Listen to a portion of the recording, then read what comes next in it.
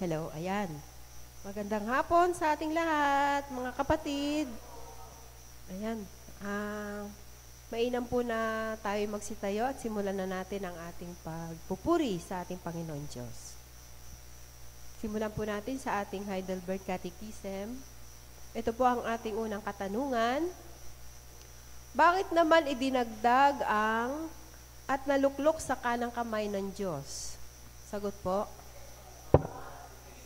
umakyat sa langit upang siya ay maging puno, iglesia. Na sa pamamagitan niya ay pinamamahalan ng Diyos Ama ang lahat ng mga bagay.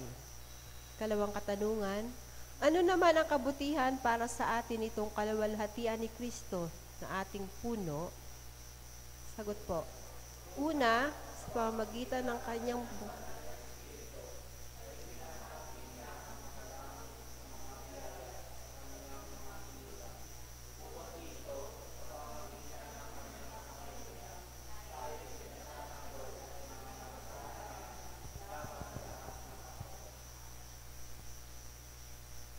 huling katanungan, anong kaaliwan ang dulot sa inyo nang si Kristo'y paparito muli upang hukuman ang mga buhay at ang mga patay? Sagot, na sa lahat ng aking kapighatian at kahirapan, taas noong maghihintay sa Kanya na siyang naghandog ng sa Kanyang sarili para sa ating kapakanan sa hukuman ng Diyos at siya'y nag-alis ng lahat ng sumpang ukol sa akin, na siyang babalik bilang hukom mula sa langit, na siyang magtatapon sa kanya makaaway sa walang hanggang kaparusahan.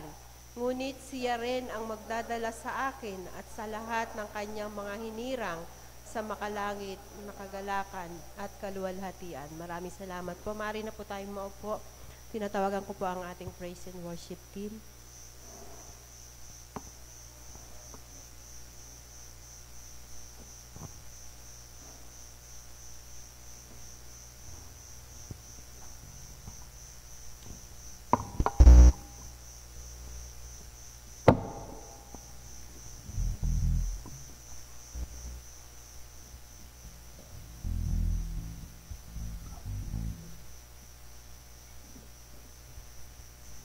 Ayan, so isang pinagpala at magandang hapon sa inyo lahat mga kapatid. Mapalang hapon po. Ayun, no? Isa mo ng masigabong palakpakan para sa ating buhay na Panginoon. Amen. So, before we start our Sunday service, I invite everyone na syempre, ang nakasanayan natin, batiin muna natin ang mga tao sa ating tabi, sa ating kanan, sa ating kaliwa, sa ating harap at ating likuran. Ayan. Ngayon, ideklara natin na mahal natin ang Panginoon. Amen? Amen. Amen. Today, Lord, we declare that forever we will love you. Forever we will serve you. Forever our life is offered to you. Amen and amen. And as we sing, I invite everyone to sing with us. Sabay-sabay po tayo, sabihin natin, habang buhay, papupurihan ka. Habang buhay, maglilingkod sa'yo. Habang buhay, papuri ko sa'yo iaalay.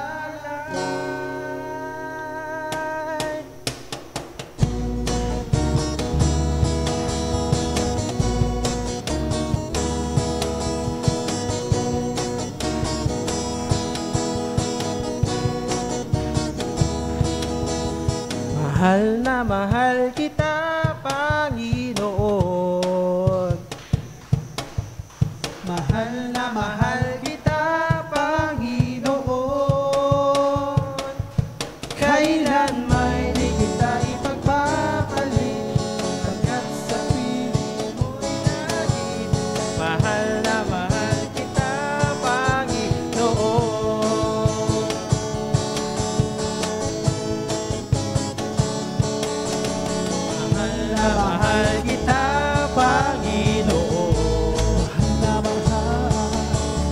mahal na mahal kita, Panginoon. Kailan may di kita ipagpapalit, pagkat sa piling mo'y lagi. Mahal na mahal kita, Panginoon. Habang buhay, papupurihan ka. Habang buhay, maglilingkod sa'yo. Habang buhay, papuri ko sa'yo iaalay. Mahal na mahal, mahal na mahal kita, Panginoon. Mahal na mahal kita, Panginoon. Kailan ba'y di kita ipagpapalit, pagkat sa piling mo'y lagi. Mahal na mahal kita, Panginoon. Mahal na mahal, mahal na mahal kita, Panginoon. Mahal na mahal kita, Panginoon. Kailan ba'y di kita ipagpapalit, pagkat sa piling mo'y lagi. Mahal na mahal kita, Panginoon. Habang buhay, habang buhay, papupurihan ka. Habang buhay, maglilingkod sa'yo. Habang buhay, papuri ko sa'yo iaalay. Habang buhay, papupurihan ka. Habang buhay, maglilingkod sa'yo. Habang buhay, sa'yo iaalay. Mahal na mahal, mahal na mahal kita, Panginoon. Mahal na mahal, mahal na mahal kita, Panginoon. Kailan may di kita ipagpapalit, pagkat sa piling mo'y lagi. Mahal na mahal kita, Panginoon. Kailan may di kita ipagpapalit, pagkat sa piling mo'y lagi. Mahal na mahal kita, Panginoon.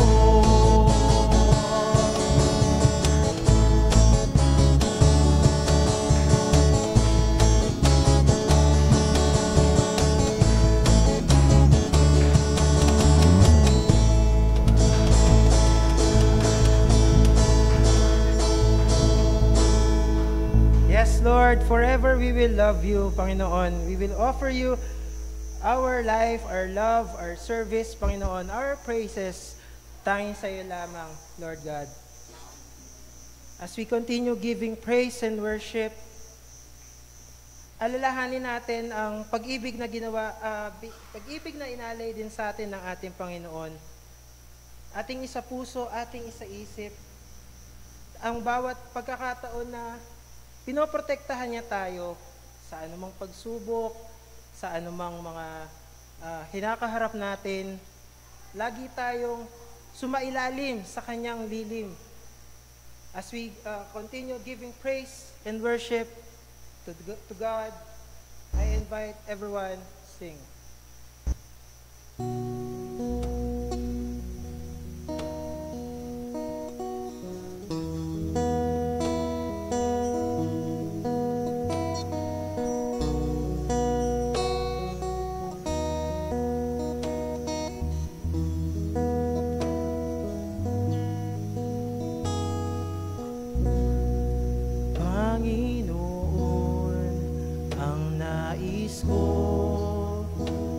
Kagandahan mo ay pagmasdan, pag-ibig mo sa akin.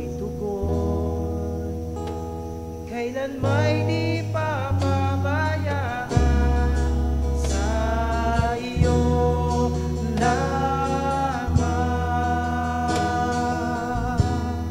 Matatagpuan sa iyo lamang.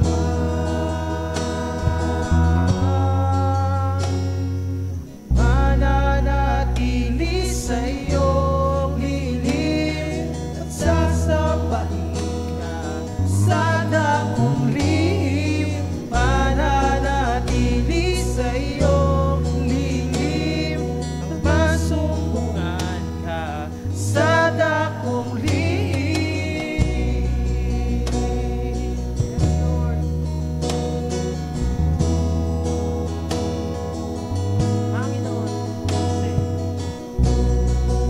Panginoon, ang ngalan mo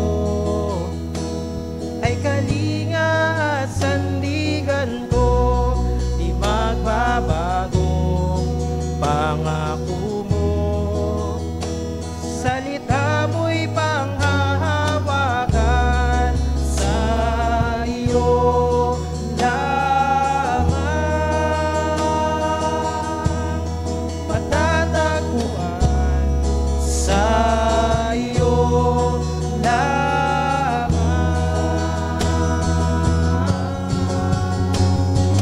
Mananatili sa iyong lilim at sasabahin ka sa dakong lihim. Mananatili sa iyong lilim nang masumpungan ka sa dakong lihim. Mananatili sa iyong lilim at sasambahin ka sa dakong lihim. Mananatili sa iyong lilim nang masumpungan ka sa dakong lihim.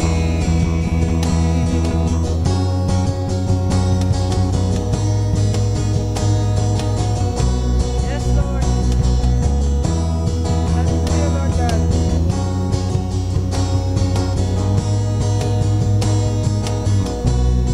And church, we sing.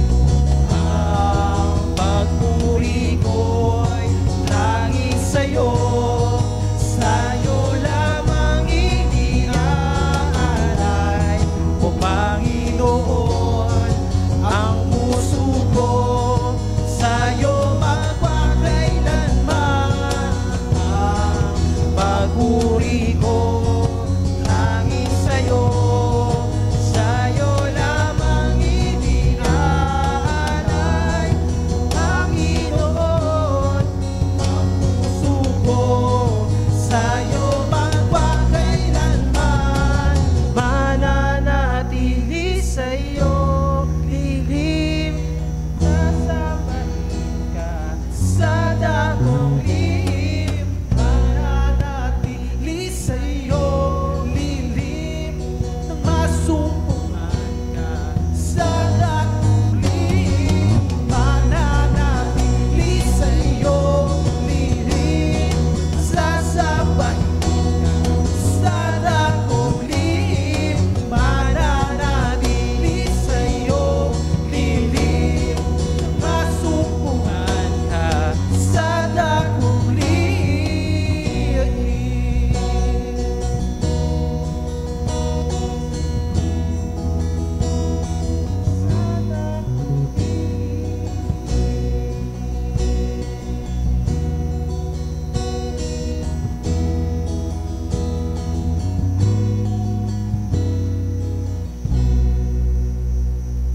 Palakpakan po natin muli ang buhay ng Panginoon.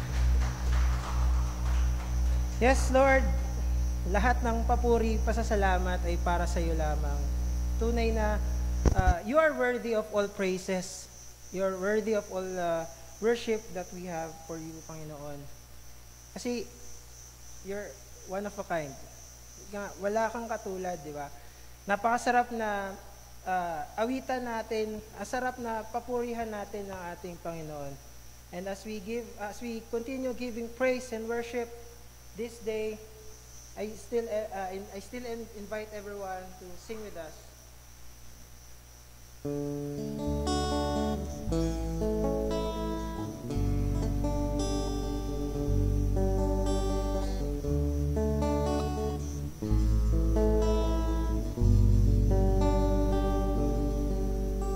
Awitin ko man lahat ng awit sa mundo, ay di kayang ilarawan ang kadakilaan mo.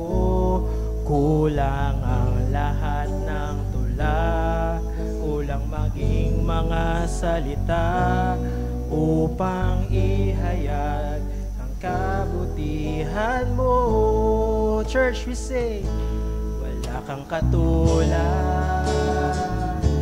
wala nang hihigit sa'yo, wala kang katulad,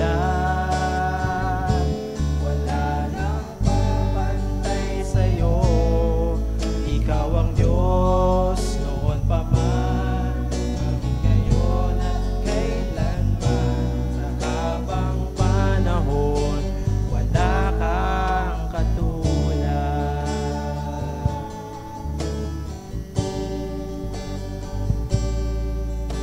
Awitin ko man lahat ng awit sa mundo, ay di kaya ilarawan ang kadakilaan mo. Kulang ang lahat ng tula, kulang maging mga salita upang ihayag ang kabutihan mo. Wala kang katulad, wala nang hihigit sa'yo, wala kang katulad, wala nang papantay sa'yo. Ikaw ang Diyos, kailanman, maging ngayon at kailanman. Sa habang panahon, wala kang katulad. One more time, church, we say, wala kang katulad, wala kang hihigit sa'yo, wala kang katulad, wala nang papantay sa'yo.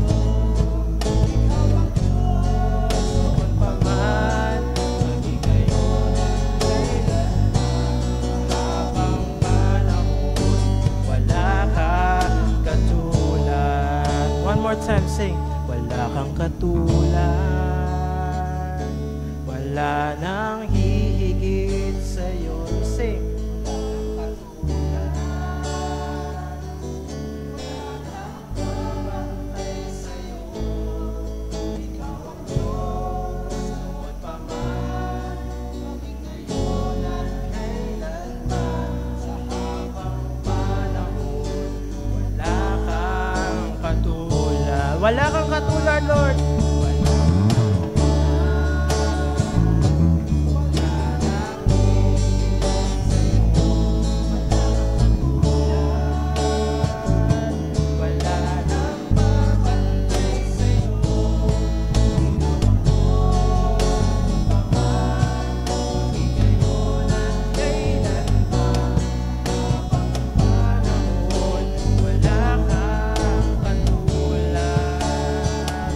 Sa habang panahon, sa habang panahon, sa habang panahon, wala kang katulad. Sa habang panahon, sa habang panahon, sa habang panahon, wala kang katulad.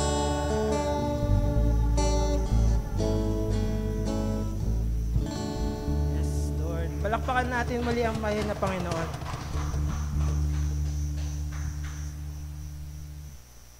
Ayan, so maaari na po tayo magsiupo.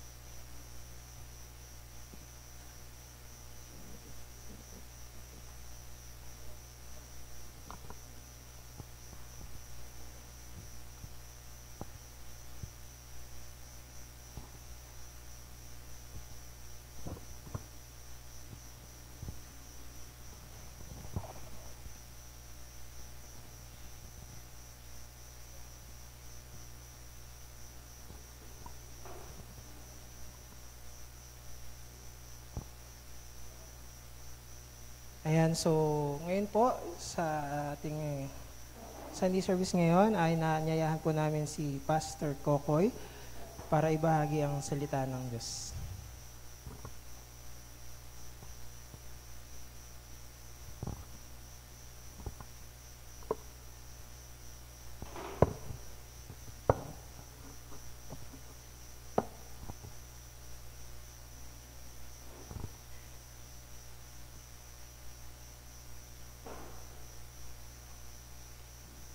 Isa pong mapagpalang araw ng linggo sa inyo lahat.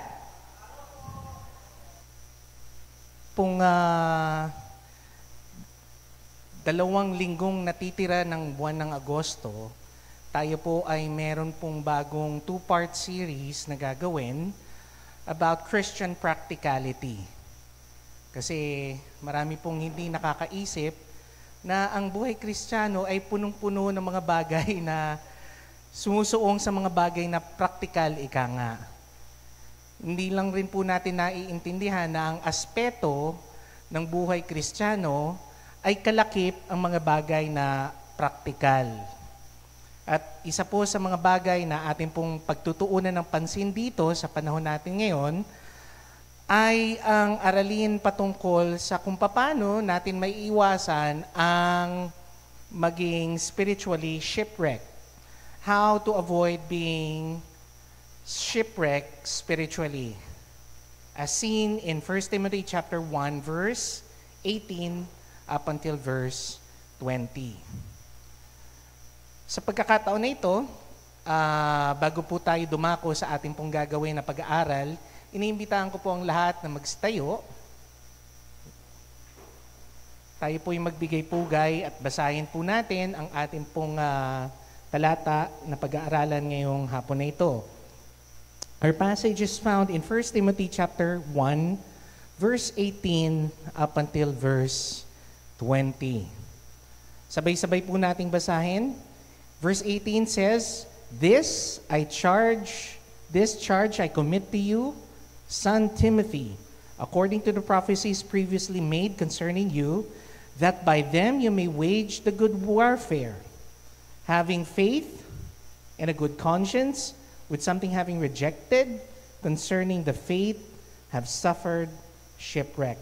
Verse 20, of whom are Hymenaeus and Alexander, whom I have delivered to Satan, that they may learn not to blaspheme. Purihin ng Panginoon ang pagkabasa ng kanyang salita.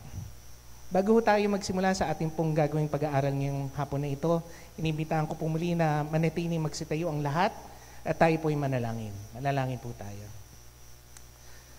Muli, Banal na Ama, kami po ay lumalapit sa inyo ngayong hapon na ito upang magpasalamat sa pagkakataon na inyo pong ipinagkaloob sa amin para bigyan ka namin ng aming pong oras. Hindi lamang po, Panginoon, para purihin ka at sambahin ka sa dakong ito, kundi rin po makinig mula sa inyo. Makinig mula sa inyong salita, sa inyong mensahe, na aming pong gugugulan ng panahon para mapag-aralan ngayong hapong ito. Dalangin rin po nawa namin, Panginoon, nakasangkapan ninyo po nawa ang inyong banal na Espiritu upang sa gayon manatili po, Panginoon, na nauunawaan namin at bukas, Panginoon, ang aming pananaw patungkol sa mga katotohanang ilalahad niyo po ngayong araw na ito. At naway, Panginoon, sa patuloy niyo pong pagsasalita sa amin gamit ng inyo pong salita na nagmumula sa Biblia, dalangin nawa namin, Panginoon, na ang bawat mga letra, bawat mga salita, kataga, pangungusap, at talata ay hindi lang po mangusap sa aming mga isipan, Panginoon, kundi sa aming mga puso. Upang sa gayon, patuloy na magningas ang pananampalataya na mayroon kami kay Kristo Jesus at magliwanag ang aming mga buhay upang sa gayon, makita rin ito ng mga taong hindi pa nakakakilala sa Kanya. Ang lahat ng ito, O Diyos, ay aming pong idinudulog sa inyo sa ngalan ng aming Panginoon, tagapagligtas at Diyos na manlilikha na si Kristo Jesus. Ang lahat ay magsabi ng Amen at Amen. Maaari na po kayong magsiupo.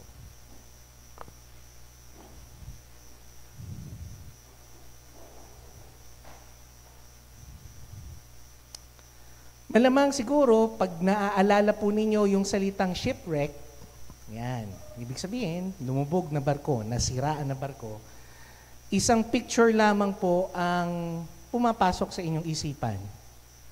Yun yung iconic na scene ni Leonardo DiCaprio, pati Nino ba? Sino ba yung kasama niya nun? Claire Danes? Ay, hindi, Kate Winslet pala. Ayan. At yun ay ang pelikulang Titanic. Doon po sa mga hindi nakakaalam, true to life story po ang Titanic. In the sense na true to life story, hindi po sina Jack. At sino, ano yung pangalan ni Kate Winslet doon? Si Rose. Hindi po sila yung tunay na tao doon sa loob ng pelikula na yon.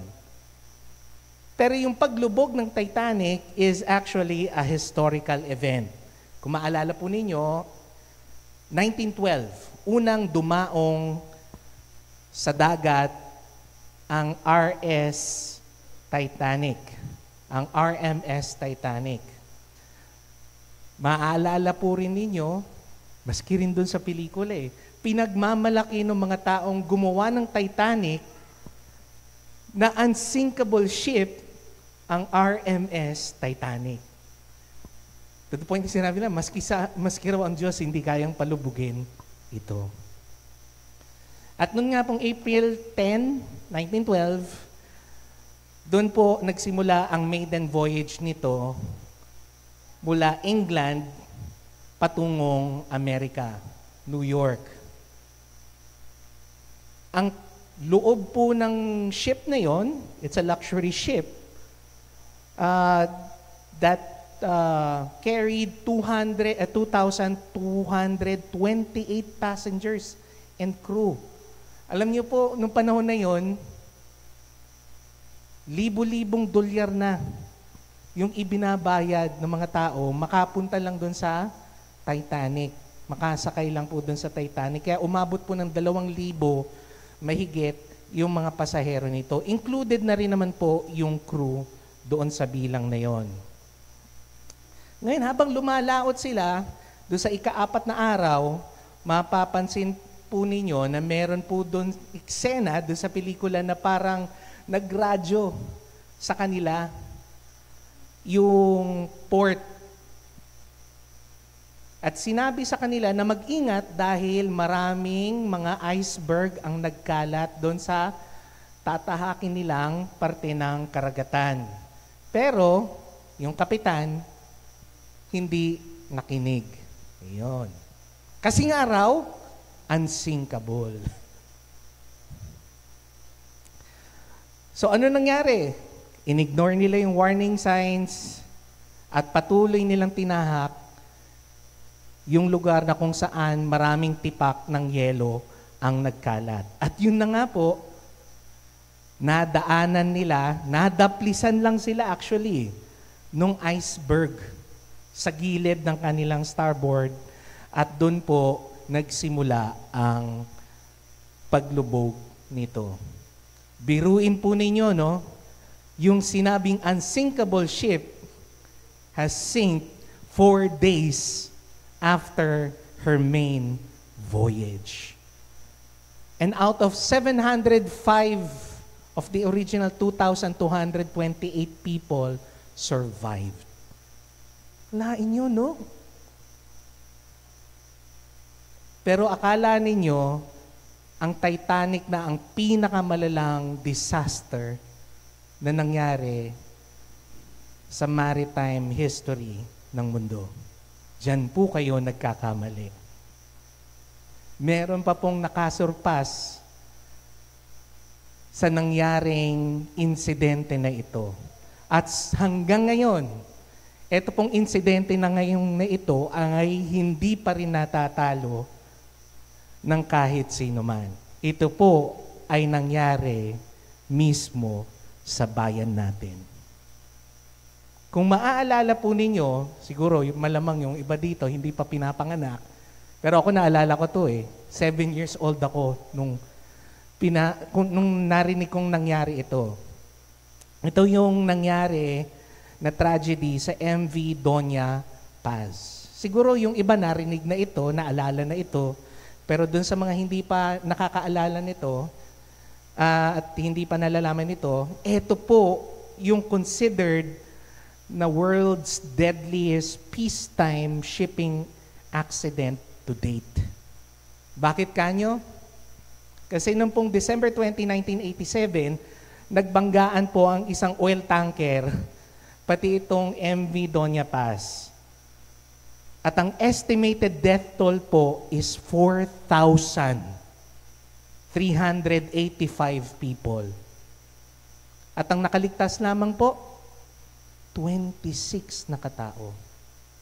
Supposedly, ito pong barko na ito, ang capacity lang niya is 1,500, including crew. Pero nung araw, kung maaalala po ninyo, dahil mahal pa ang eroplano nung araw, wala pang piso fare, yung sa mga mahilig pong pumunta ng iba't ibang bansa o iba't ibang lugar na nag-eroplano, wala pang piso fare noon. Mahal ang eroplano noon. Kaya lahat ng tao nagsusumiksik sa barko. Hindi dapat ito nangyari kung hindi lang rin po naging ganid yung mga tao na involved. Hindi lang rin po nangyari itong mga insidente na ito kung nakinig lamang rin sila sa mga babala sa kanila. So the facts behind the shipwrecks of history makes a fascinating study for us this afternoon. But did you know that not all shipwrecks happen in the sea? Yes, it's true. Hindi lahat po ng paglubog ay nangyayari sa dagat. Marami pong paglubog ang nangyayari dito sa lupa. Anong ibig ko pong sabihin? Gaya na lang rin po ng ating talata na nabasa kanina, pinaalala po sa atin ni Apostol Pablo na maraming lumulubog na buhay dito sa mundo natin, kahit na tayo ay nasa tuyong lupa. Ang tawag po dito sa ganito pong insidente, sabi nga raw po ni Pablo, ay spiritual shipwrecks. In fact, it is even recorded in that passage, may pinangalanan siyang dalawang tao kung maalala niyo. Yung isa, napakahirap bigkasin na pangalan. Well, tulungan ko na po kayo. Ang pangalan ng isa, si Hymenaeus. Okay? At yung isa, malamang marami naman sigurong naiintindihan at madali namang i-pronounce yung pangalang Alexander. Hinighlight po ni Paul itong dalawang ito to be the two early names of church people who have experienced shipwreck. Spiritual shipwreck. Pero wag po kayong pakampante kasi paalala rin po sa atin ng salita ng Diyos na ating mapag-aaralan sa ngayon, most of us who are now in this room today will also experience shipwreck, spiritual shipwreck. However, the possibility exists that we might suffer shipwreck in our spiritual life. In some ways, a spiritual shipwreck is far from devastating than the shipwrecks which is found in the high sea. So our text reveals something of the nature of spiritual shipwrecks and how we are to go about avoiding them. Dahil nga po, marami pong pagkakataon in the history of the church that a lot of people, pag sinabi natin shipwreck, medyo anuin ko na rin po kayo. Kasi sa ating pong generation, ang tawag natin dito ngayon, backsliding. Ayan. Sa panahon natin ngayon, marami pong nagba-backslide. Pero usually kasi doon sa passage natin, isinalarawan ito ni Pablo as shipwreck o paglubog ng mga barko. So for this afternoon, I want to help you to avoid to be in the danger of shipwreck in your lives. The Lord wants to help us. So I want to preach for you today for a couple of moments this thought on how we should avoid being shipwrecked spiritually.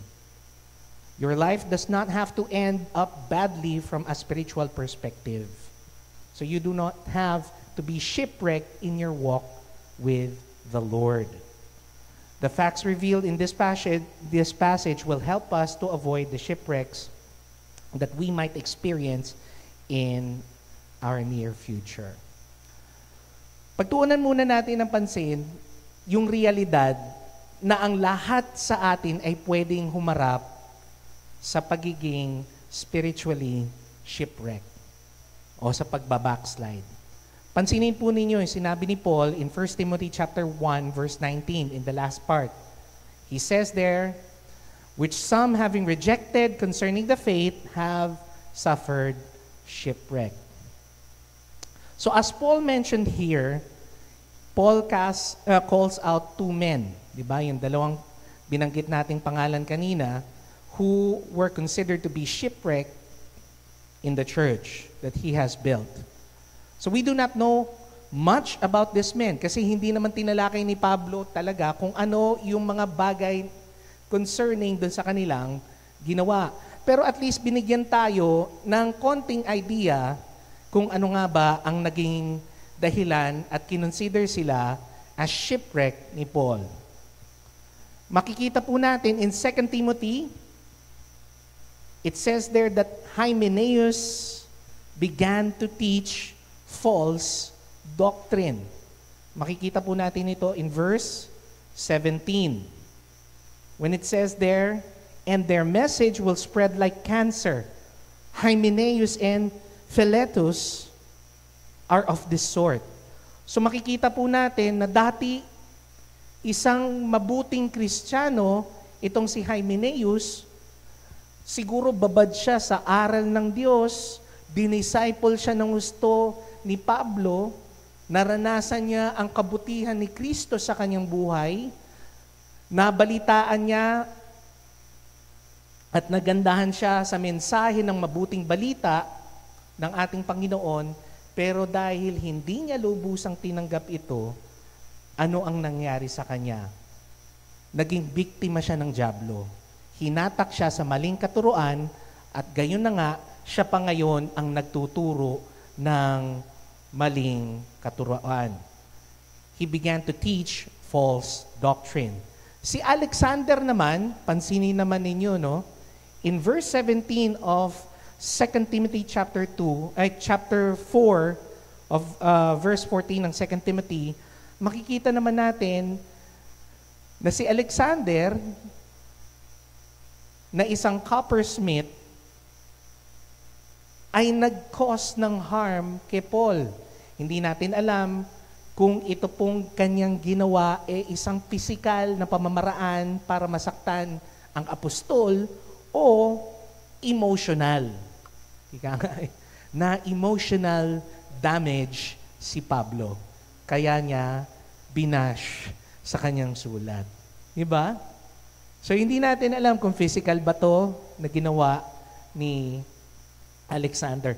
Pero, ikaw ba naman, ikaw ba ay matuturing na isang mabuting Kristiyano kung yung taong nagpakilala sa iyo sa Diyos at yung taong nag-disciple sa iyo, sasaktan mo? Di ba? Usually, pag ganong mga tao, kinukonsider mo ng mga spiritual fathers mo. Di ba? Tapos, sasaktan mo, whether be physical or emotional damage. Di ba? Dito natin makikita yung nangyaring pag-turn away nitong dalawang tao na ito from grace. Pero alam niyo ba, sa panahon natin, marami rin po kayong makikita na ganitong pagkakataon. Na kung saan nasisilayan natin yung mga dating mga kilala at celebrated na mga Christian leaders ay nahahantong sa mga matitinding skandalo that caused also hurt from the church. Unahin na po natin, as an example, yung ginawa ng celebrated apologist at Christian leader na si Ravi Zacharias. Malamang po siguro, doon po sa mga lagi pong gustong matuto ng salita ng Diyos, kilalang-kilala nyo na po si Ravi Zacarias kasi napakagaling po niyang apologetic. Pag sinabi nating apologetic, hindi siya yung tipong tao na lagi nilang humihingi ng tawad, nag-a-apologize. Ang ibig pong sabihin ng isang apologetic, siya po ay isa sa mga proponents ng tagapagtanggol ng doktrina ng Kristyanismo. Napakatalino nitong taong ito eh. Magaling. At very well-versed siya pagdating sa Biblia. He was also the chairman of his own ministry. Yung ministry niya ipinangalan sa pangalan niya mismo rin. Ang pangalan ng ministry niya, Ravi Zacarias International Ministries or RZIM. Kaso nga lang, kalagitnaan ng pagsikat ng kanyang ministeryo, siya ay namatay. Nagkaroon siya ng cancer sa spinal column. At nung kanyang pagkamatay, maraming skandalo ang lumabas. Ano yung mga skandalong lumabas sa kanya? Nagkaroon pa ng investigasyon. Yung mismong organization, yung mismong ministry head niya, ang siyang nag-investigate. Kung totoo nga ba yung mga rumors o yung mga chismis na kumakalat sa kanya. And they found out that Zacarias, rated SPG. Pero ito'y katotohanan. Sabi po doon, napatunayan nila, based on their investigation, gumawa sila ng sarili nilang investigation para hindi raw maging bias yung magiging resulta. At ang resulta, totoo nga raw, that Zacarias solicited and received sexually explicit photos from 200 women. Grabe, no? 200 women who were in their early 20s until few months before his death in 2020. Nakakalungkot pong isipin, ano? This is a head of a Christian organization and is a celebrated Christian apologetic. Pero ginamit niya yung kanyang katungkulan para ma-manipulate itong mga babaeng ito. Actually, itong mga kababaihan na ito ay mga masahista sa kanyang sariling tinatag na massage parlor. Dahil nga lagi niya nga nirereklamo yung back pains niya na naging daan para maging sakit niya ng lubusan, yung kanyang spinal cancer. At isa po sa kanyang mga biktima, si Vicky Blue, one of his victims, maintained that Zacarias threatened to make her and her daughter Becca. Ito po nakakalungkot, ano? Yung kanya rin pong anak na babae na biktima rin ni Ravi Zacarias, who was also abused, was miserable if she had disclosed the abuse. Tinakot niya itong dalawang ito na kapag kayo ay ako'y inyong sinumbong o ako'y inyong tawag nito, kung ako'y inyong ipinaalam yung aking ginagawa, kayo ay patuloy na mapapasama. Pero lahat po ng ito ay disclosed mismo dun sa sariling investigasyon na ginawa mismo ng kanyang organization. Hindi po ito galing sa mga pulis, hindi po ito galing sa ibang mga religious organization para walang bias. Ito mismo ay galing sa nalikap na private investigation na ginawa ng organization mismo ni Ravi Zacarias. Another person that is considered now as a shipwreck and continues to hurt the church is si Carl Lentz. Malamang kilala po ito ng mga praise and worship leaders natin na kadalasang kumukuha ng mga lineup nila sa kanilang worship songs na kanila pong tutugtugin at kakantahin sa Sunday. Si Carl Lentz po ay head pastor ng Hillsong, New York City. Pero meron pong nangyari na siyang naging dahilan para po matanggal siya sa kanyang posisyon. Siya po ay pinatalsik. He was fired by Hillsong Global Pastor Brian Houston. By the way, hindi ko na po sasabihin, pero si Brian Houston rin po, may scandal rin siya. Kung gusto niyo pong malaman, i-check niyo na lang po sa internet. Sabi raw po doon, napatunayan nila na si Pastor Carl Lentz, na isa pong pamilyadong tao, meron po siyang asawa at anak, ay nag-engage into adulterous affair. Makikita rin po natin dito that he was also accused of manipulating, controlling, bullying, and abusing his power and engaging sexual abuse towards a wife of a fellow pastor. Biruin mo, no? Kapwa mo na kamanggagawa, inaaswang mo pa yung asawa. Nakakalungkot pong isipin, pero lahat po ito, again, hindi po ito galing mismo sa ibang mga public investigative groups. Ito po ay galing mismo rin sa investigasyon mula sa Hillsong. Pero ito malamang maraming mabibigla ho dito. Tayo rin po, meron rin pong ganitong naging sitwasyon dito sa Pilipinas. Sino ho kaya ito? Aba, akalain niyo rin pala, no? Kasi kung maaalala po ninyo, si Apollo Kibuloy ay nanggaling po sa isang pamilya ng mga prominenteng Protestant leaders sa Mindanao. Ang kanya pong ama ay miyembro at leader ng Christian and Missionary Alliance in Mindanao. Pero kalaunan, si Kibuloy po ay naimbitahan na maging miyembro ng UPCP. Ano po yung UPCP? Ang UPCP po ay tinatawag pong United Pentecostal Church of the Philippines. Ito po isang Pentecostal church.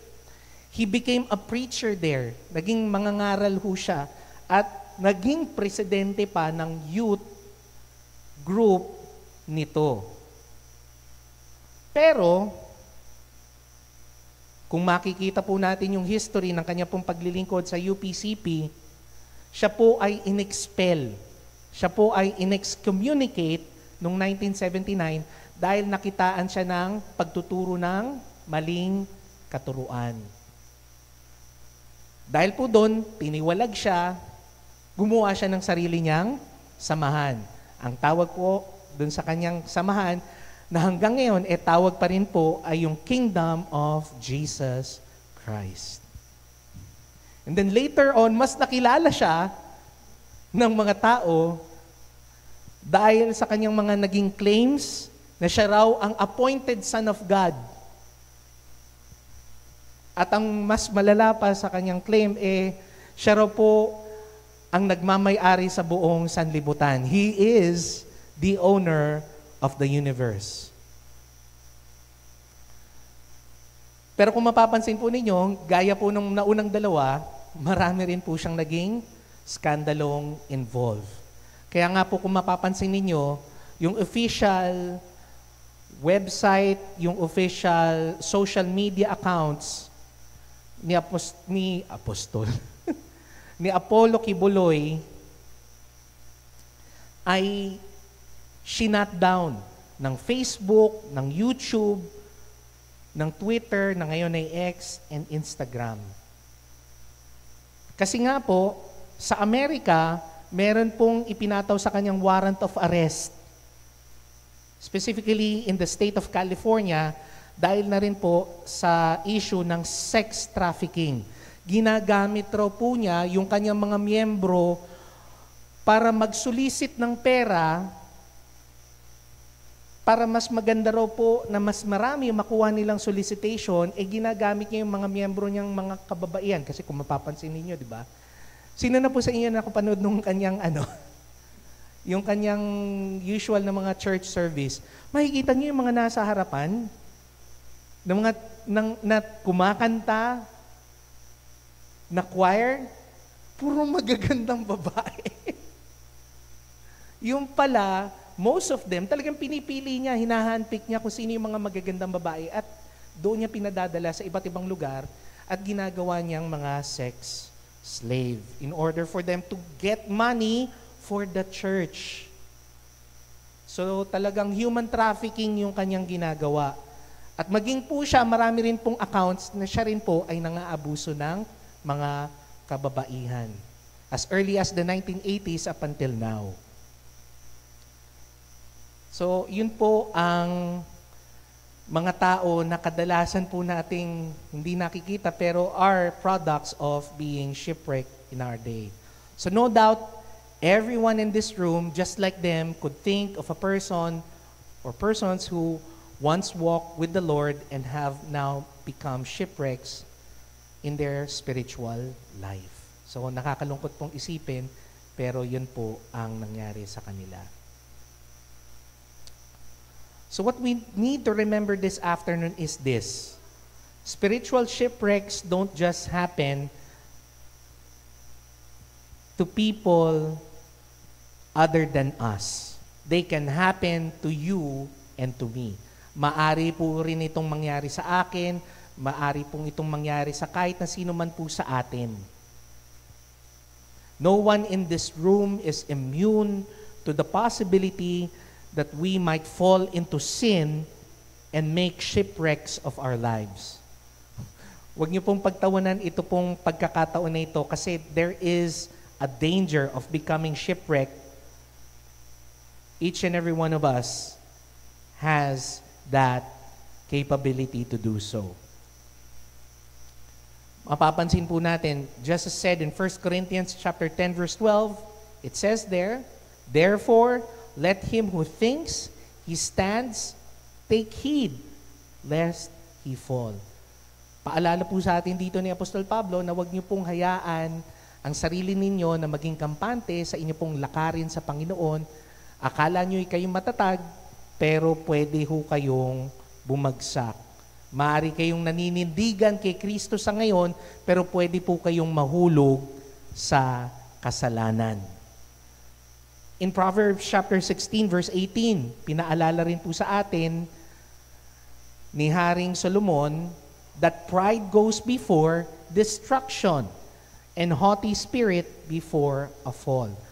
So wag puro nating isipin na ang lahat po sa atin ay magpakakampante.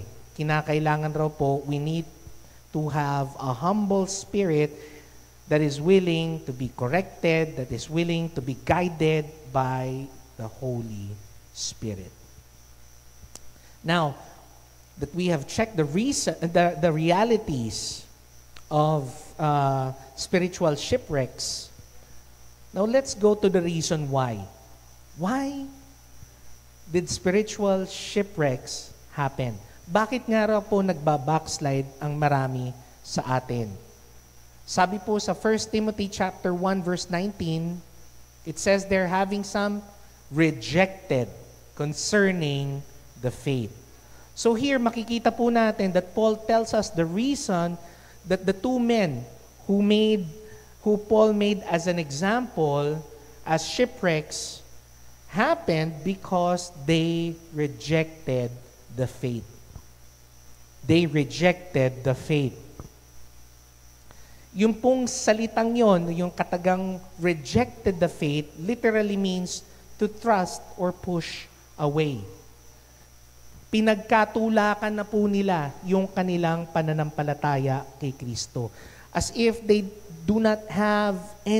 don't want anything to do with the faith that they have in Christ. So it refers to an intentional turning from the truth to error. So di ba usually tayo, nung tinanggap natin ang ating Panginoong Hesukristo, we made a 180-degree turn. From living a sinful life to following Jesus Christ. Ang nangyari naman dito, kina Hymenaeus at Alexander, what they did was they made a 360-degree turn. Biruin mo na, kay Kristo ka na, pero umikot ka pa't bumalik sa buhay mo na makasalanan.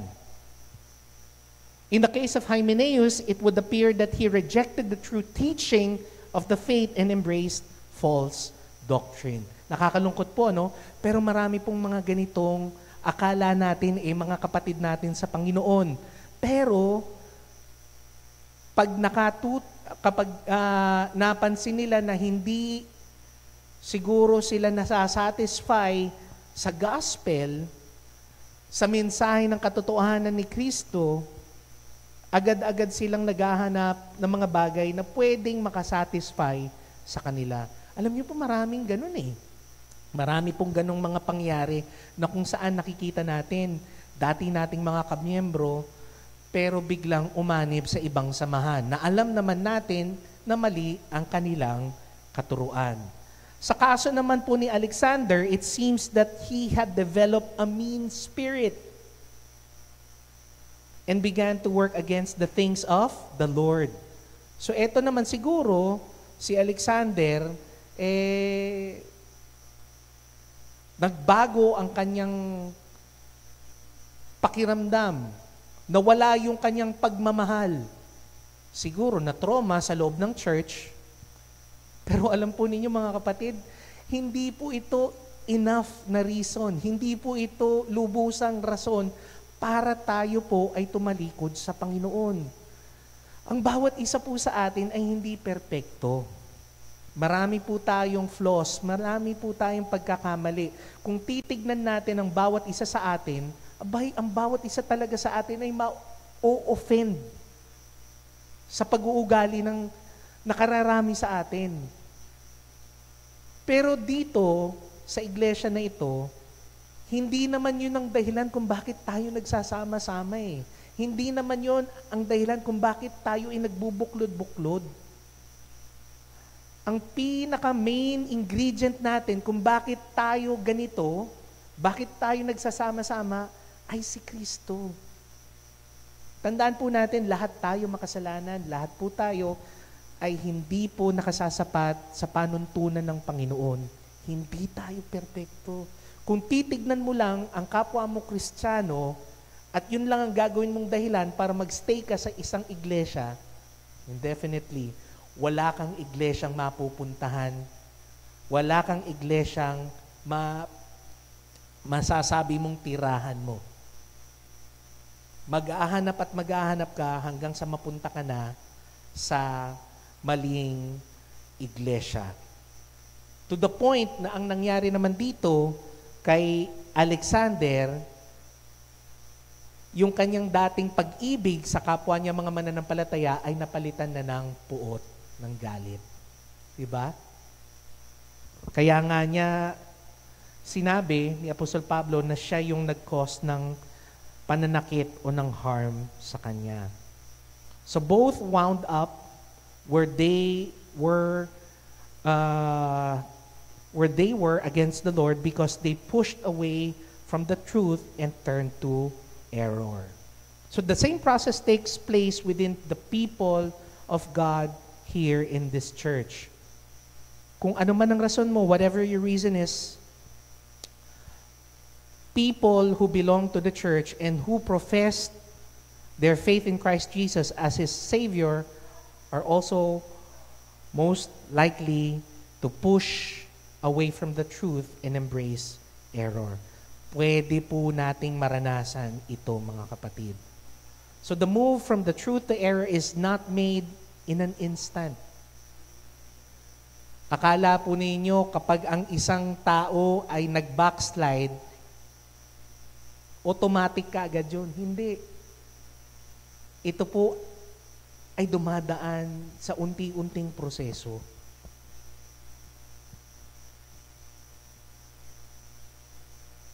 Wala naman po siguro na uma-attend dito ng isang araw lang, iisipin na niya na, ay, ayoko na dito sa church na to. Di ba? Ayoko na. Hindi na ako dadalo. Ayoko na sa kanila kasi gusto ko na silang awayin. Walang ganon. Hindi po ito isang bagay na instant lang na pwedeng mangyari. Ito po ay unti-unting nangyayari sa mga tao. We fall away when we allow sin to go unchallenged in our lives. Unti-unti po itong nangyayari kung binibigyan po natin ng puwang ang mga maliliit na kasalanan na patuloy nating tanggapin ulit sa ating buhay. Marami pong mga tao na akala, total, okay na rin naman ako bilang isang Kristiyano. Diba? Parang siguro, yung mga dating mga bisyo ko naman na kinahiligan ko dati nun, baka pwede ko nang gawin ulit. Diba? Kaya, nagalit kasi ako kanina, hindi ko na iwasang magmura, pero konti lang naman yun Hindi naman kagaya nun dati Pag paulit-ulit po nating pinahihintulutan yung mga ganong kaliliit na kasalanan na mangyari sa ating buhay, chances are, nag-i-snowball yan Alam niyo po yung snowball? Diba? Subukan niyo po na pumunta sa isang bundok na puro yelo. Diba? Gumawa kayo ng isang bola na gawa sa snow, maliit lang. Ibato nyo at idaus-dos nyo lang doon sa bundok na puno rin ng yelo, anong mangyayari? Lalaki at lalaki yun. Ganon rin kapag hinayaan nyo at pinahintulutan nyo yung mga bagay na yon na mangyari, magiging dahilan po yon para tayo po ay mag-backslide. We fall away when we seek to rationalize our sin. Marami rin po sa atin Ang hirap rin pong pagsabihan. Bakit kanyo? Kasi usually, ang ginagawa nila, kapag meron kayong nababanggit o meron kayong nasasaway sa kanila na konting kamalian nila, konting kasalanan nila, usually, ang gagawin sa'yo, imbis na tanggapin yung pagkukorek mo, ang gagawin pa, i-justify pa nila, dedepensahan pa nila yung sarili nila. Sabihin nila, pastor, hindi naman po sinasadya yung pangyayari yun. Napakaliit lang na bagay yan, pastor Elder, pasensya na kayo. Pero, hindi naman siguro dapat pang pansinin yung mga ganong ginagawa ko Di ba? Deacon, huwag mo nang sitahin yun. Okay na yun. Wala namang nagre-reklamo Mga kapatid, if we allow all those loopholes to happen, chances are, hindi mo na malalaman na ikaw na pala ay nagbabackslide na. Backsliding always begins subtly. Hindi mo mapapansin na unti-unti ka na palang lumalayo sa Panginoon. The movement away from God is almost imperceptible. Ibig sabihin, wala kang kamalay-malay. Usually, mabagal at mahaba ang proseso. Hanggang sa punto na kung saan mapapansin mo, milya-milya na pala yung agwat mo sa Panginoon. Hindi mo alam, uma-attend ka sa church, patuloy kang nakikinig sa salita ng Diyos, pero malayo na pala talaga ang loob mo. Naglilingkod ka sa Panginoon sa akala mo, pero ang buhay mo hindi nakalulugod sa Kanya. Yun po ang pagbabackslide. Bigyan ko po kayo ng example, Sino po dito yung nakapag-eksperimento na sa mga palaka? Kasi nung panahon na ako po ay high school, part ng aming subject sa biology yung mag-dissect ng palaka. Napansin namin na yung palaka, usually, hindi siya gaanong hindi siya gaanong, paano ko mamasasabi yun? Hindi siya ganong kasensitive. Kasi nung panahon na dati kami nagda-dissect ng palaka, merong palaka kaming na-dissect na hindi nabigyan ng pampatulog ng, ano matawag doon, Ninang? Anesthesia o formalin. O yun, para hindi, pero hindi siya, hindi siya kumilos. Patuloy pa rin, nakaganon lang, nakahilata, habang dinadissect siya. Meron rin pong ginawang eksperimento, yung isang estudyante dati nun, na nakasama rin namin nun. Kasi sabi niya ganun, tignan natin talaga kung talagang manhid yung mga palaka. Alam niyo po kung anong ginawa niya? Kasi may extra kaming palaka eh.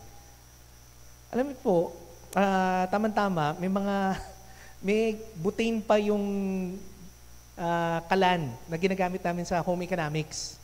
Lutuin namin, sabi raw ng aking kaklase. So, ang ginawa namin, buhay na palaka, nilagay namin dun sa kumukulong tubig. Alam niyo po yung palaka, hindi man lang kumilos, hindi man lang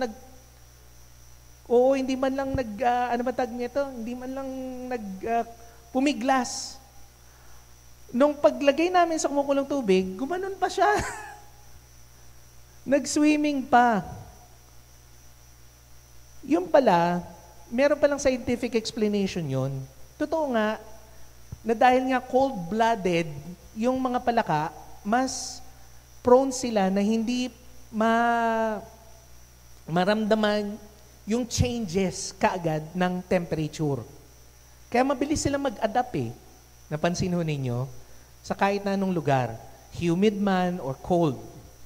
Kasi they can adapt kaagad. Pero yung mga extreme weather changes, hindi nila nararamdaman yun. To the point na nandun na siya sa kumukulong tubig, akala pa rin niya nasa isang maayos siyang lugar. Ganun rin raw po ang isang Kristiyano na napipintong mag-backslide. Akala niya na yung sitwasyon niya, yung kanyang kondisyon, ay isang kondisyon na okay lang siya. Pero hindi niya pala alam na nasa isa na po siya palang dangerous na situation na pwede niyang ikamatay. So sana po, wag po tayong gumaya sa mga palaka. Don't be a frog. Be sensitive spiritually about your condition. Kaya nga, pinapaalala lagi sa atin ni Paul diba? Examine yourself whether you are still in the faith. So sometimes tragedy comes to the great ships when they are allowed to drift or when they are overloaded. Diba? Naalala niyo yung kagaya nung nangyari sa Titanic? They met their tragedy kasi hindi sila nakinig doon sa babala sa kanila. Nag-drift sila away doon sa course na dapat iniwasan nila. Yung MV Pass naman, ang naging rason kung bakit gano'n na lang katindi yung tragedy, overloading. Gano'n yung 1,500 lang yung capacity dapat. Naging 4,000. At other times, the loss of momentum can also cause the ship to flounder. So things like torn sails, broken rudders, also contribute to the demise of those great ships. So this would be a great time for you to look closely to your lives. Meron ba sa mga parte ng ating buhay na kung saan tinotolerate natin ang kasalanan? Meron ba sa mga pagkakataon ng ating buhay na tinatamad tayong mag-check kung tayo ba ay patuloy na namumuhay ayon sa Panginoon o hindi na? Dapat iniisip rin natin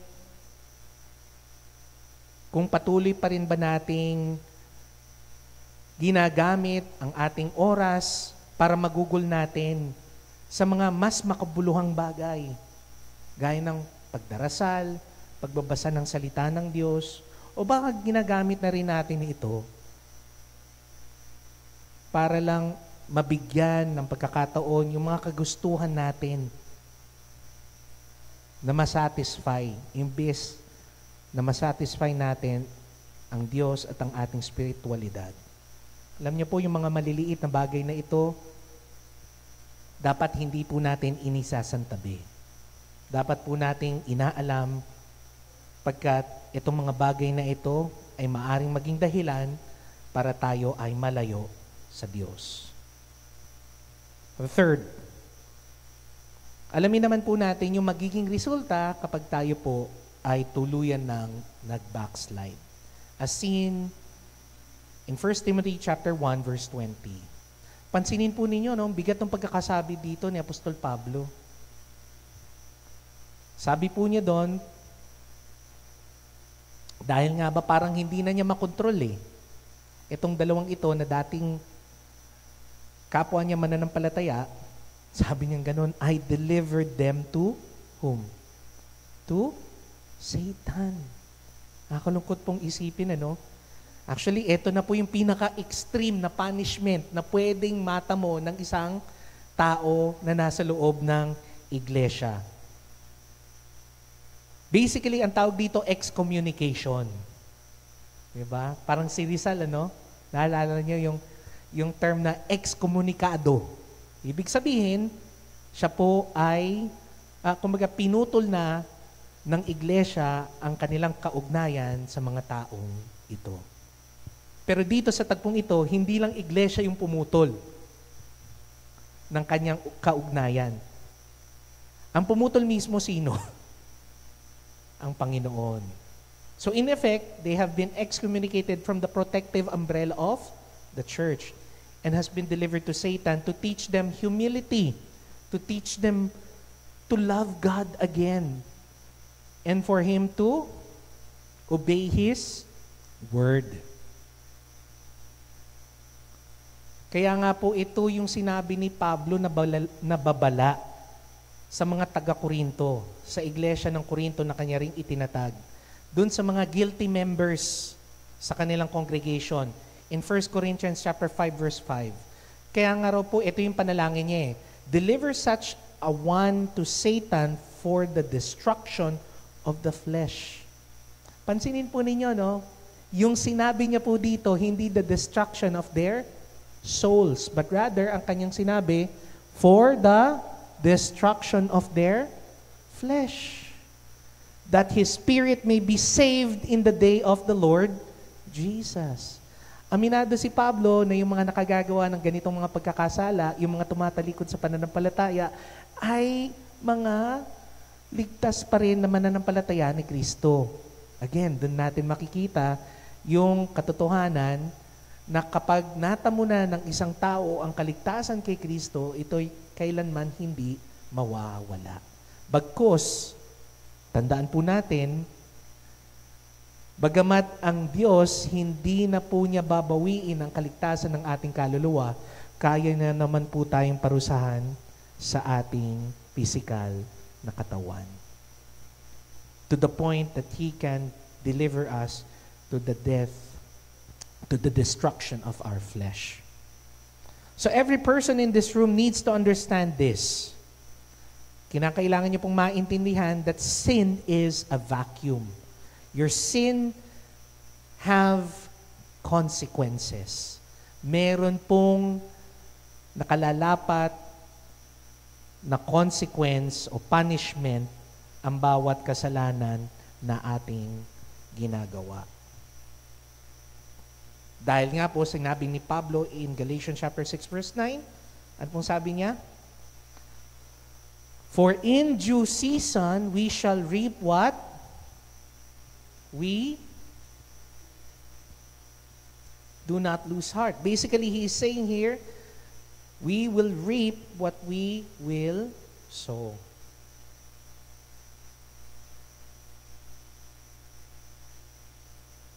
So when a believer allows his or her life to become a shipwreck by sin, there is a terrible consequence to pay for that. Oh. Alamin po natin yung mga consequences, ano?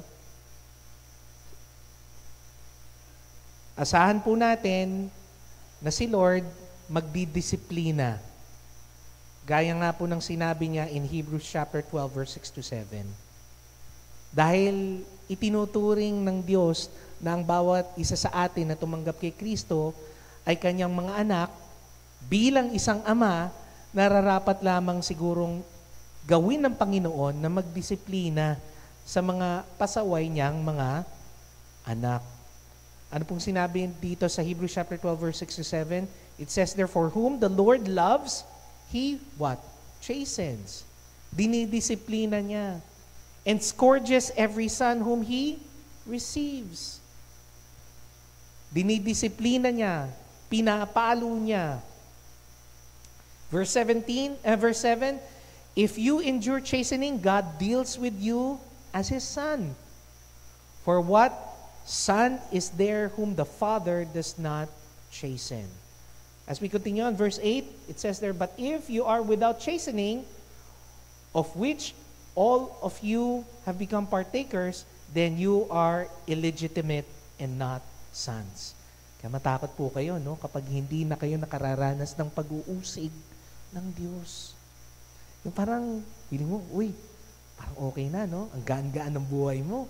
Kahit na gumagawa ka ng kasalanan, kahit na namumuhay ka ng hindi naaayon sa kagustuhan ng Diyos. Pag hindi ka na kinakastigo ni Jesus, asahan mo. Anong dapat mong i-consider? You might not be an legitimate son. You are an illegitimate son. It means that you do not obtain the salvation that is only given to the children of God. No? Kaya nga yung isa lumala eh. Most likely, si Ravi, pati si Carl, may pag-asa pa sa kanila. Na dun sa huling buhay o huling hininga ni Ravi, humingi na siya ng tawad sa Panginoon. At si Carl naman is living now a life of repentance. Pero yung isa, mukhang hinayaan na ni Lord eh. Napansin nyo? O, ang ganda pa ng kanyang ministry ngayon, di ba? Milyong-milyong katao ang merong, ang dumadalo sa kanyang church at patuloy pa rin, hindi pa rin nahuhuli, no? Hindi na kinakastigo kasi ni Lord eh, hinahayaan na lang. Di ba? Doon yun napapansin, di ba? Yung mga taong nagbabackslide, kung nakatatanggap sila ng pag-uusig at disiplina ng Diyos, well then good. Kaya nga si Carlens eh, di ba? He was fired and he is now in the process of being what? Renewed. Malamang si Ravi is now in the grace of our Lord Jesus. Pero yung isang tao doon, hindi ko na ho alam. Pagpasa Diyos pa rin ho natin. Pero most likely, kapag hindi mo na nararanasan na ikaw ay dinidisiplina, inuusap ng Panginoon, most likely, you are really not His.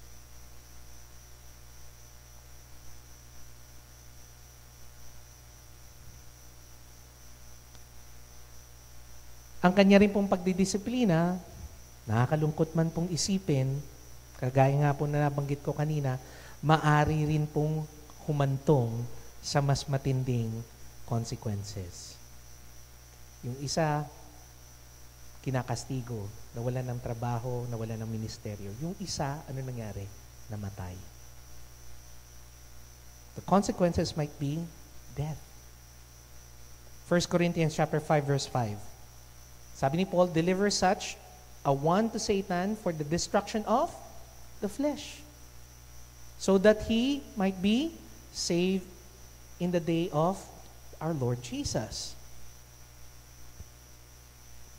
Si Juan rin, sabi niya in 1 John chapter 5, verse 16, if anyone sees his brother sinning, a sin which does not lead to death, he will ask and he will give him life. For those who commit sin not leading to death, there is a sin that leads to death.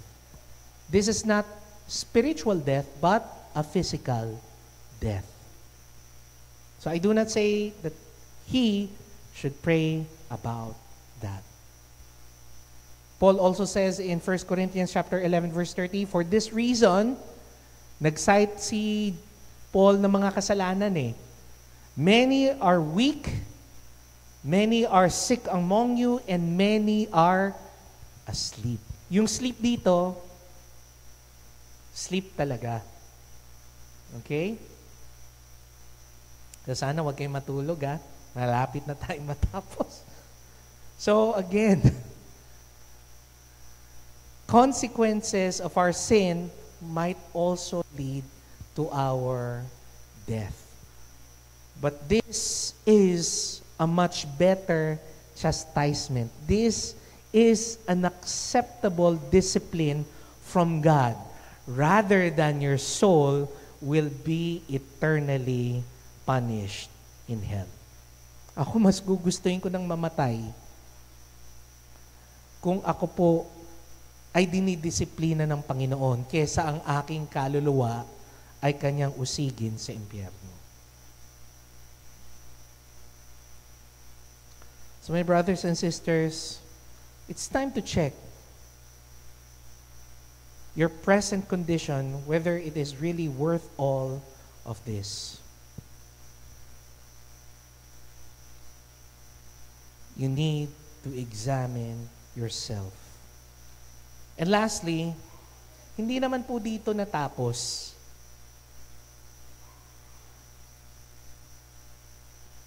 Yung pangangaral ni Apostol Pablo kay Timoteo, patungkol dun sa dalawang tao na tumalikod sa pananampalataya.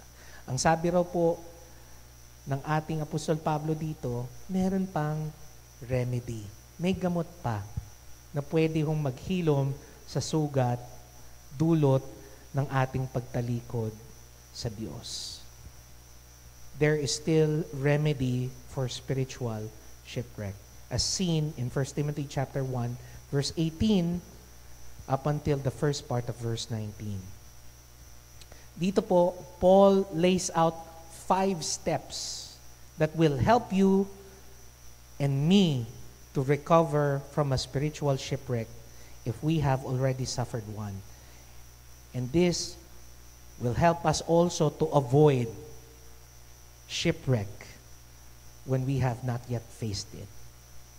First, remedy from shipwreck lies in following. Ano pong sinabi ni Paul kay Timothy in 1 Timothy chapter 1 verse 18? Sabi niya ganon, this charge I commit to you, son Timothy. So dito makikita natin, Paul tells Timothy that he is giving him a charge. Ano po yung charge na yon? It is a military word which refers to a superior issuing a command to a subordinate. Inuutusan niya, binibigyan niya ng responsibilidad si Timothy na kinakailangan niyang gawin. So here, it is said na para raw po natin maiwasan ang pagbabackslide o kung nagbabackslide ka na ngayon mga kapatid, ito yung gamot para sa iyo. Unang-una, sabi raw po ni Apostol Pablo, kinakailangan raw po, gaya ng isang sundalo, manatili raw po tayong sumusunod sa Diyos. In other words, Paul is telling Timothy here that he has the responsibility to obey the Word of God. He has the duty to listen and carry out the orders of the apostle. So gaya nga po ng itinuturo ni Pablo kay Timoteo, the same is true for us believers. The first step in walking with God as we should lies on our willingness to follow and obey His revealed will, which is written in His Word, the Bible. We already have a mandate to obey the Word of God. Iniutos sa atin ng ating Panginoon na kinakailangan nating sundin ang kanyang mga tagubilin.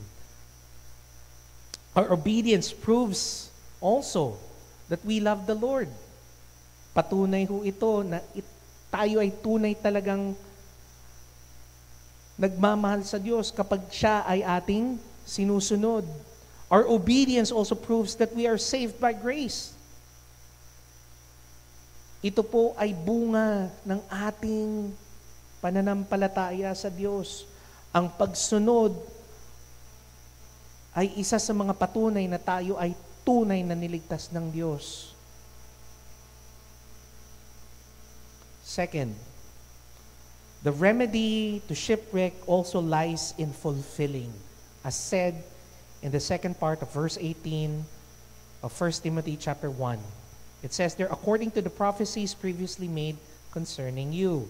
Here, Paul reminds Timothy that the prophecies that had been issued concerning his life, prophecies, no doubt, of his success and blessing in the ministry. He is to flesh out those prophecies through his life and ministry for the glory of God. So dito mga kapatid, ang bawat isang Kristiyano rin, kagaya ni Timoteo, ay binigyan din na ng prophecy ng Panginoon. Hindi kayo naniniwala? Ang bawat isa sa atin ay binigyan ng prophecy ng Diyos. And what is that? Hindi lang ito basta-basta yung sinasabi ng mga prosperity gospel na prophetic promise or language na kanilang sinasabi. Mismong Diyos kasi ang nagsabi nito eh. What is the prophecy of Christ for us, believers? Romans chapter 8 verse 37. Sino nakakaalam nun? O hindi ko nilalagay dyan. Bahala kayo. Romans 8:37. Ano? That we are more than conquerors. Diba? Ano pa yung prophecy na binigay sa atin ni Kristo? 1 Corinthians chapter 15 verse 57. That we should be what? Constantly walking in? Nilagay ko pala, no? Sabi ko sana hindi ko nilagay para tingnan ko kung kabisado niya eh. Who gives us victory?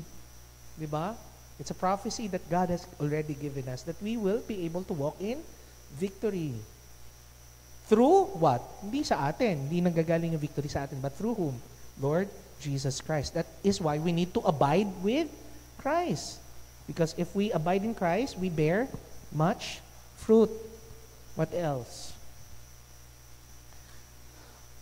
Another prophecy that our Lord Jesus has given us, that we have been told that our faith in the Lord is our key of overcoming everything in this life. As said in 1 John chapter 5 verse 4.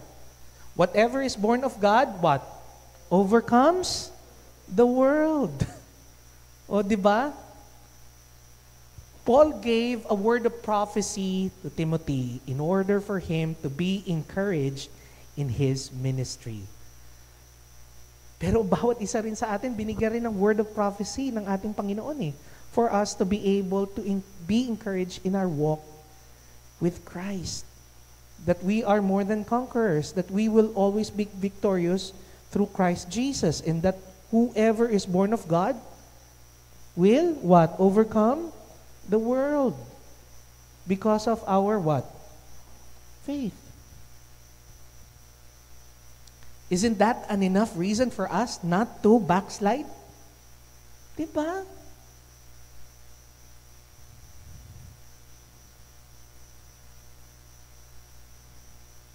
Just as this charge was committed to Timothy, each and every one of us, your life and mine, has also been entrusted by God to do the same.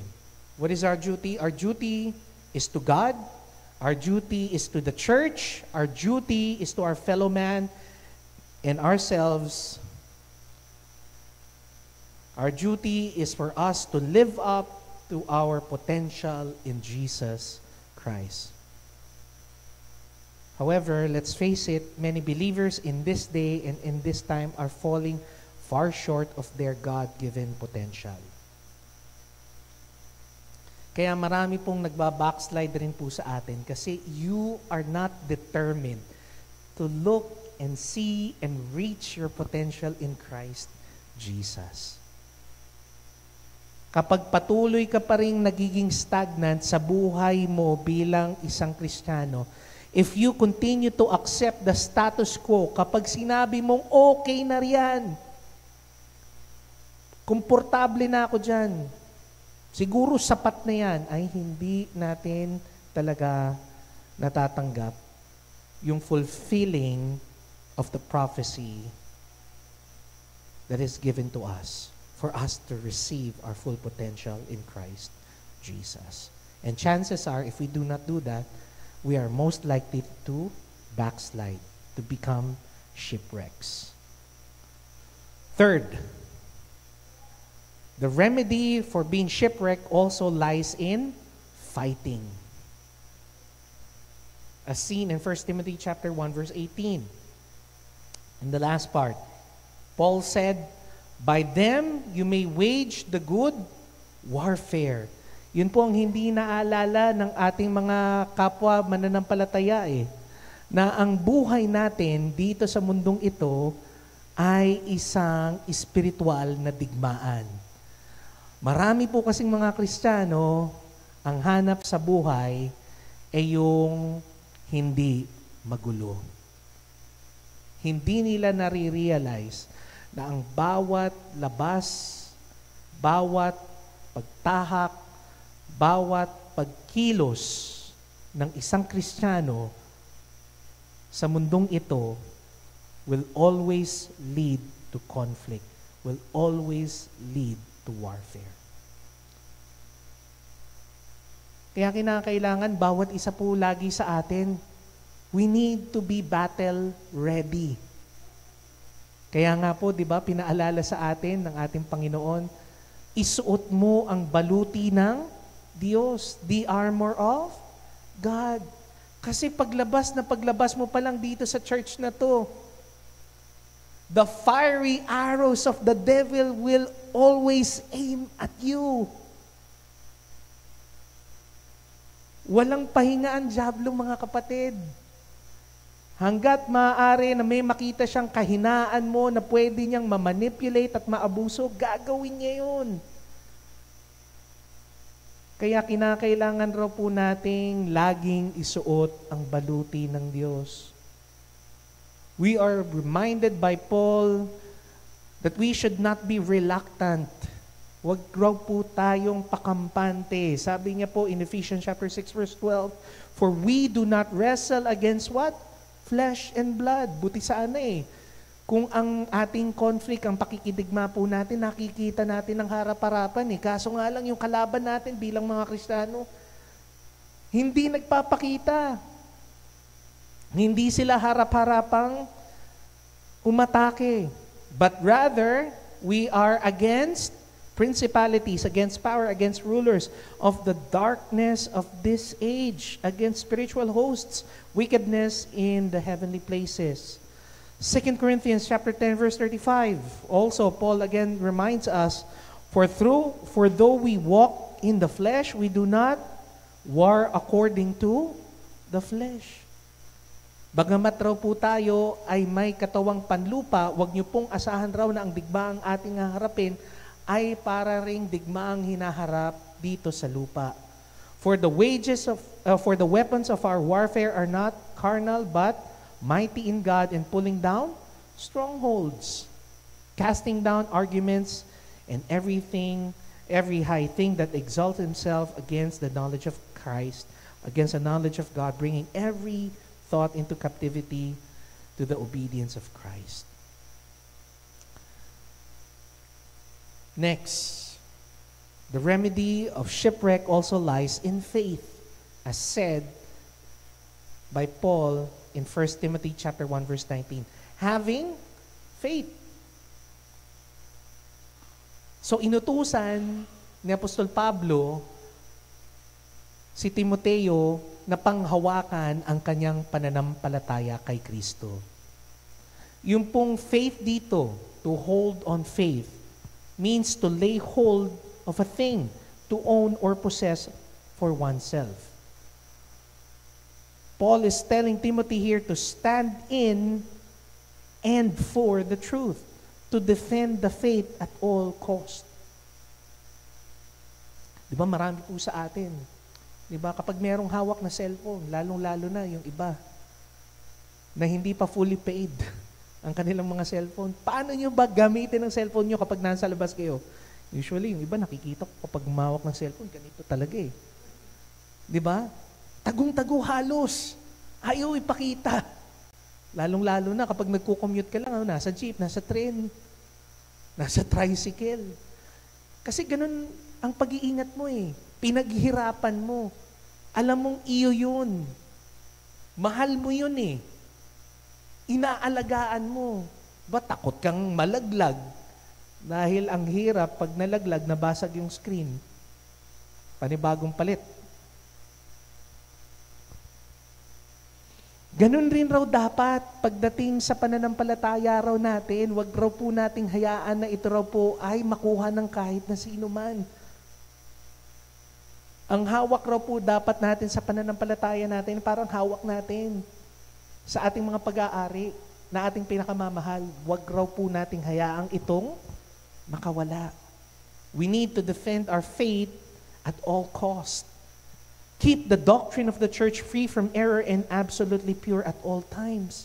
Kaya nga po ako nangangaral ho dito, kahit na po siguro marami ho sa inyo naboboard na, pero I truly preach truths that comes from the gospel that could be examined by people who are also considered to be peers within the faith.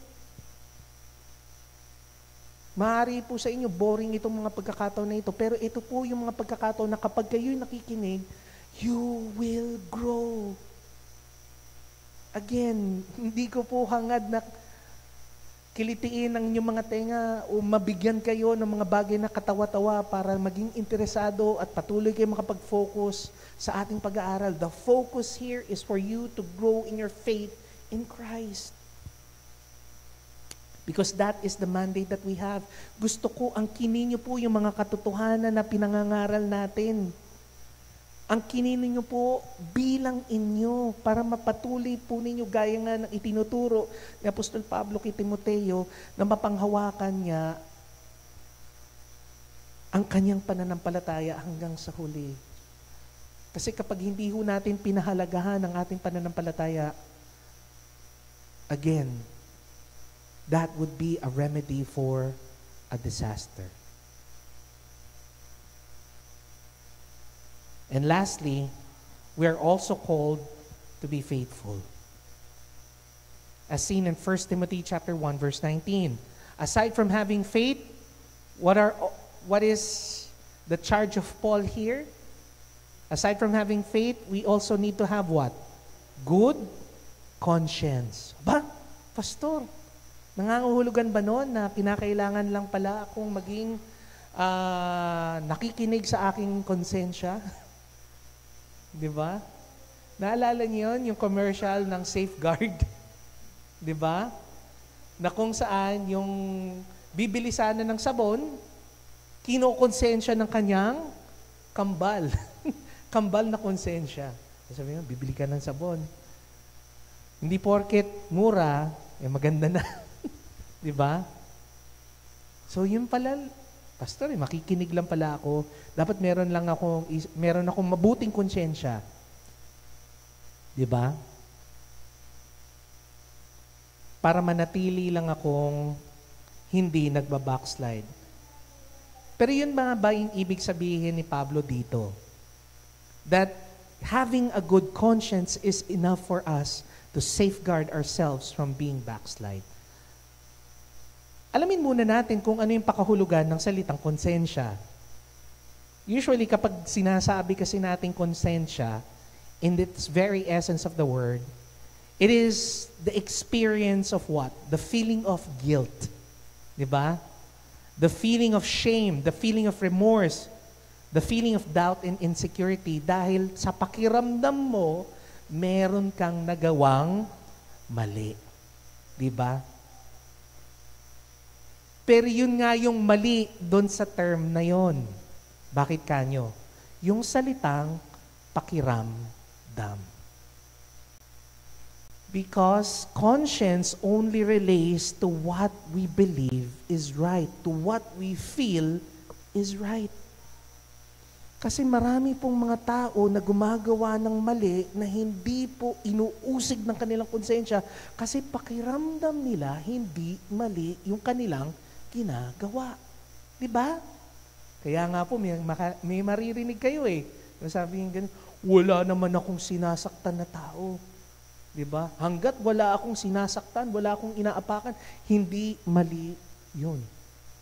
Hindi ako kinukonsensya, nakatutulog ako. Nakakatulog ako ng mahimbing sa gabi. Enough ba yun na dahilan para sa Panginoon? You cannot rely on your conscience. Bakit kanyo? Because your conscience only relies on what you believe is right and not on what the Word of God believes is right.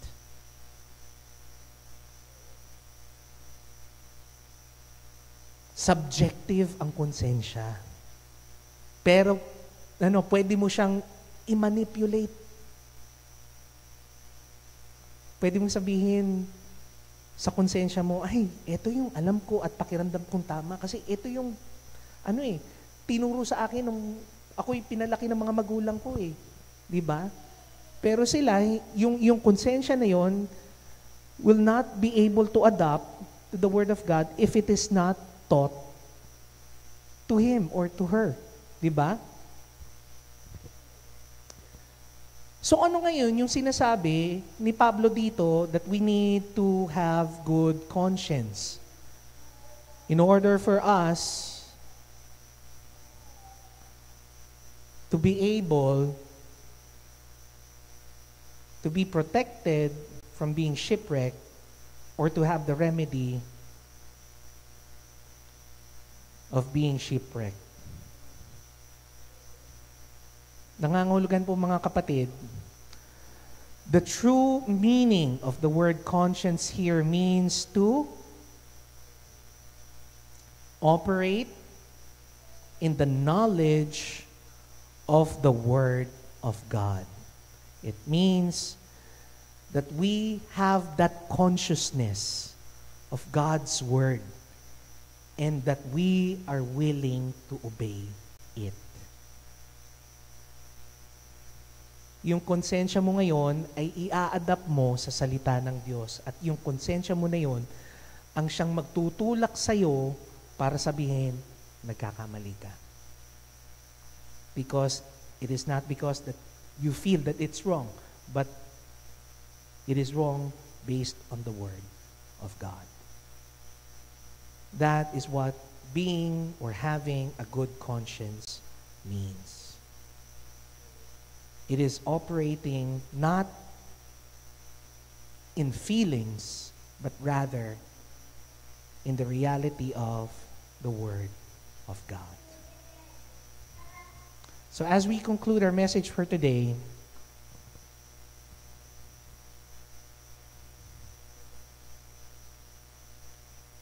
just like what we had an example in our introduction earlier, in 1912, before the tragedy, the world was amazed with RMS Titanic. She was the most spectacular boat afloat in the world. He was handsomely appointed and decorated with all of the best that the world has to offer.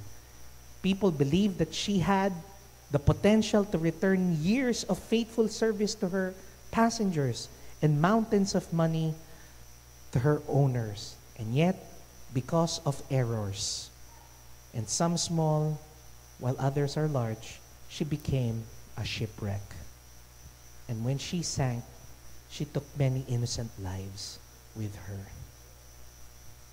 So what about your life today, my brothers and sisters? Will we be able to quote the words of Paul in 2 Timothy chapter 4, verse 7? That I have fought a good fight. I have finished the course and I have kept the faith. Will those same words apply to you? Or will your life stand as a memorial of those who veer off the course that God has set for us, only to become shipwrecks upon the jagged reefs of sin?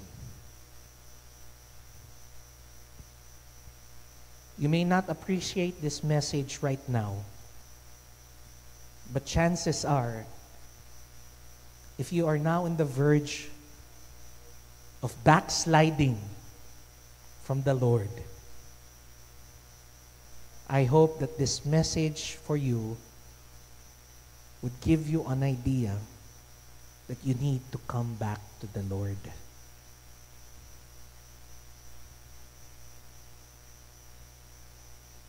I hope and pray that whatever temptations, whatever sin that you are now facing, experiencing, and doing right now, I pray that you come back to the Lord.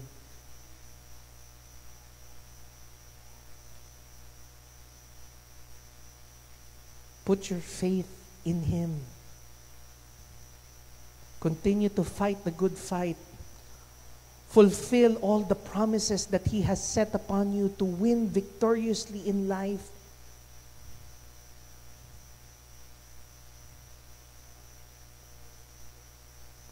May you continually be faithful in fulfilling the will of our Lord, so that you could protect yourself from being shipwrecked. Mga kapatid, sana po huwag tayong umabot sa punto that there's no turning back. I hope and pray that as you continue to hear the voice of the Lord calling you, go back to Him. Obey Him. Follow Him again with all of your heart. Let us pray. Heavenly Father, we ask of you today that you would continue to strengthen us, continue to bestow upon us with an open mind and with open eyes. Examine our lives, whether we are still living in faith, whether we are still following you. Panginoon, maari po, Panginoon, na sa mga pagkakataon na ito, lumalayo na pala kami nang hindi po namin namamalayan. Unti po kaming tinatangay ng alon papalayo sa inyo.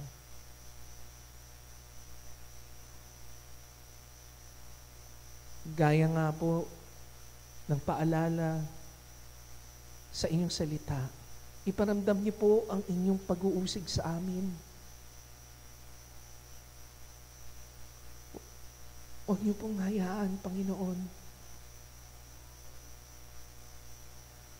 na lubos na kaming tumalikod sa inyo.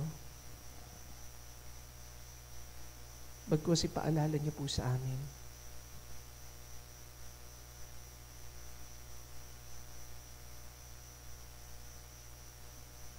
Ang una naming pinakamamahal, our real first love. May we continue to experience that again, Lord God. So I pray that each and every one of you today would be able to experience your disciplining, would be able to experience your presence and your loving kindness, especially to those who are falling away. Grant us this, Heavenly Father, we pray. Beseech you by faith in Christ's name. Amen and amen.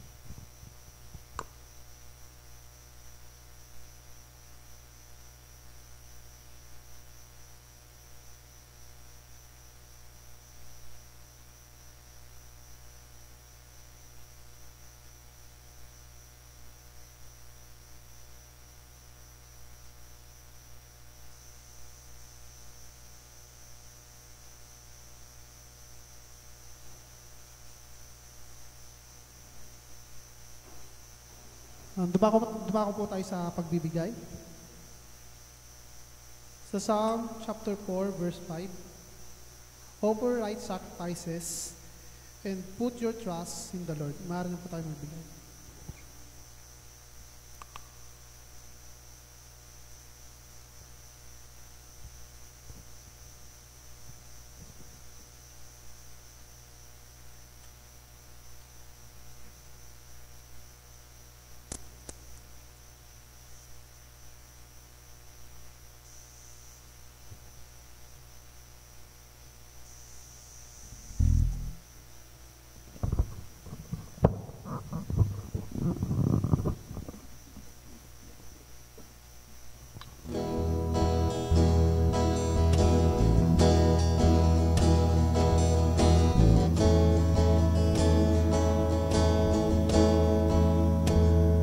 Give thanks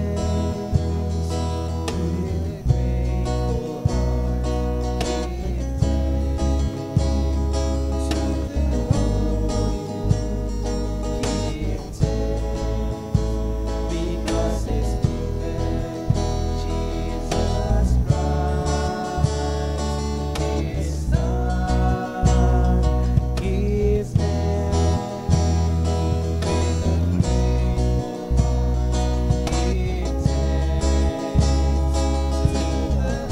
Holy One. Give thanks because His given Jesus Christ, His Son. And now let the weak say, I am strong.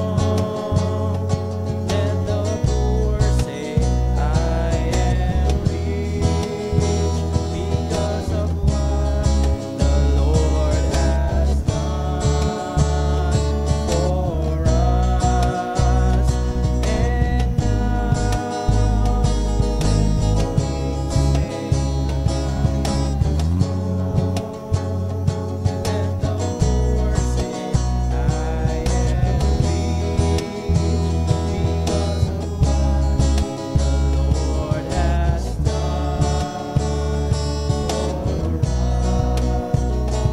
Give thanks. Give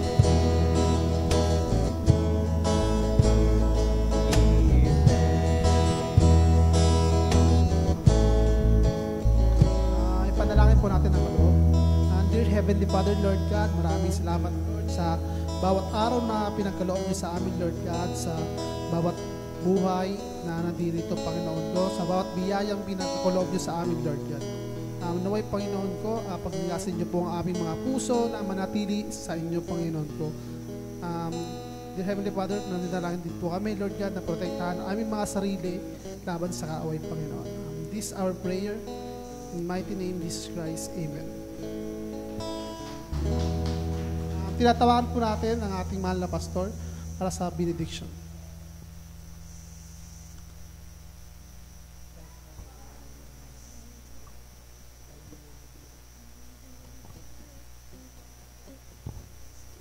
Mga kapatid, inimbitahan ko po lahat na magsitayo. Tanggapin po ninyo ang pagpapala ng Panginoon. The Lord bless you and keep you. The Lord make His face shine upon you and be gracious unto you. The Lord lift up His countenance upon you and give you His everlasting peace. Hallelujah, hallelujah, hallelujah to the Lamb. Hallelujah, hallelujah. By the blood of Christ we stand. Every tongue, every tribe, every people, every land, giving glory, giving honor, giving praises to the Lamb of God. Giving praises to the Lamb of God. Giving praises to the Lamb of God. Jesus Christ, Lamb of God. God bless you all and have a blessed Sunday, everybody.